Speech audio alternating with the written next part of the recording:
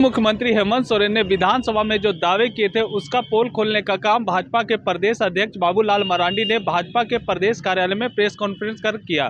क्या कुछ उन्होंने कहा, आइए आपको सुनाते हैं। श्री हेमंत सोरेन जी की गिरफ्तारी हुई, ईडी के कस्टडी में है। कल वो विधानसभा में पहुंचे थे और विधानसभा में उन्हें बहुत बड़े बड़े उन्होंने भाषण दिए और भाषण में मानो इस प्रकार से कह रहे थे कि उन्होंने कुछ किया ही नहीं है गलत, और यहाँ तक कि वो चुनौती भी दे डाले सबको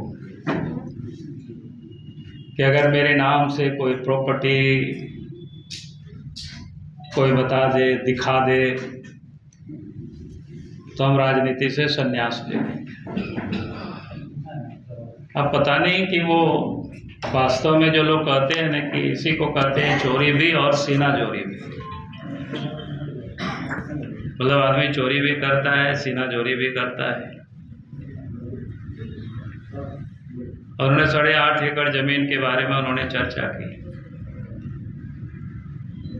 तो मैं यहाँ थोड़ा उसके बारे में ही थोड़ी सी बताना चाहता हूँ ताकि आप सबको ध्यान में आना चाहिए। हेमंत सोरेन परिवार या शिबू सोरेन परिवार कह सकते हैं कि मुझे लगता है कि अध्यात्म इन लोगों की गड़बड़ करने की है, फितरत में है उसके, और गड़बड़ भी करते हैं और उसको स्वीकार भी नहीं करते, और जब पकड़े जाते हैं तो उसको जेल जाना पड़ता है। अतीत की कहानी भी वही है, आप सबको पता है, मैं उसको बार बार नहीं दोहराना चाहता, नहीं तो वो लोग जेएमएम के लोग बड़ा दुखी हो जाते हैं कि ये नाम लेते हैं। हमारा कोई मकसद ये नहीं होता है कि उन लोगों को दुखी करने की, हमारा मकसद इतना ही होता है कि भाई अगर वो इतनी ऊंची आवाज़ में विधानसभा में हल्ला कर रहे हैं तो हमें लगता है कि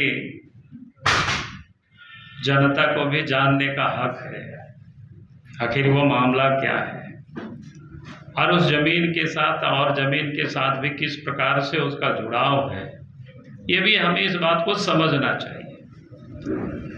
अब जिस प्रकार से उन्होंने कल जो कह रहे थे विधानसभा में कि वहाँ मेरा नाम नहीं है, मैं आप सब लोगों के समक्ष एक बात कहना चाहता हूँ। अगर कोई चोर किसी की गाड़ी को चोरी कर ले और फिर अपने घर में, किसी के घर में या अपने घर में वो रख दे और पुलिस जाकर के उसको पकड़ ले,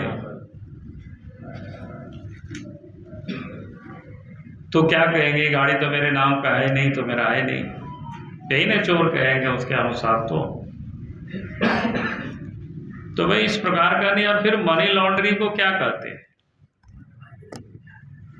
तो मनी लॉन्ड्रिंग के तहत उन्होंने जो गड़बड़ी किया है, जो काली कमाई को उन्होंने किस प्रकार से इन्वेस्ट किया है, उसका एक उदाहरण है। चूंकि उनके यहाँ तो कोई फैक्ट्री नहीं है, कोई कल कारखाना नहीं है, सब लोग वो पॉलिटिक्स में ही है, चाहे शिबू सोरेन हो, चाहे हेमंत सोरेन हो, चाहे पहले दुर्गा सोरेन थे, चाहे सीता सोरेन हो या बसंत सोरेन हो, जो कि हम सब लोग जानते हैं। कोई उन लोगों की फैक्ट्री है ऐसा तो नहीं है। तो भाई अगर उसके बाद अगर काली कमाई करेंगे तो फिर उसको तो कहीं ना कहीं इन्वेस्ट करेंगे, आप किसी न किसी के नाम से वो इन्वेस्ट करेंगे, और वो इन्वेस्ट जब करते हैं और जब आप पकड़े जाते हैं तो आप कहते हैं तो हमारे नाम से नहीं है। अब उसका मैं आप सबको, अभी तो आप सब लोगों ने एक संतोष मुंडा का आप सब लोगों ने बयान सुना ही, छोटा सा क्लिप है।